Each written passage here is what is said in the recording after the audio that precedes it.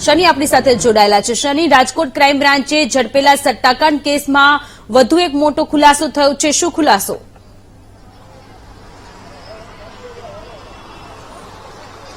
જે રીતે સોનલ વાત કરવામાં આવે તો રાજકોટ ક્રાઇમ બ્રાન્ચ દ્વારા રાજકોટના અલગ અલગ વિસ્તારમાં દરોડો પાડી અને સટ્ટાકાંડનો આખો જે મામલો છે તે પકડી પાડવામાં આવ્યો હતો। અલગ અલગ જે બુકીઓના ઓફિસ સ્થાને દરોડા પાડવામાં આવ્યા હતા। રાજકોટના હનુમાનમટી ચોક છે, એ ડિવિઝન વિસ્તાર છે, નાના મોવા વિસ્તાર છે, આ ત્રણ જગ્યાએ અલગ અલગ દરોડા પાડીને કાર્યવાહી છે તે હાથ ધરી હતી।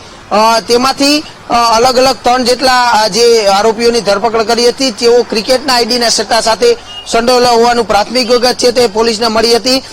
તેમાંથી જે સુકેત ભૂતા છે તેમના આઈડીમાંથી 3.3 કરોડની લિમિટ આસપાસની આઈડી છે તે મળી આવી હતી। આ જુગાર આઈડી છે તે આપનાર અંકિત પોપટ છે, નીરવ પોપટ છે અને સાથે સાથે તેજસ રાદદેવ છે। રાજકોટનું સૌથી મોટું પીએમ આંગણિયા, રાજકોટ સૌરાષ્ટ્ર અને ગુજરાતનું પીએમ આંગણિયા ચલાવી રહ્યા છે।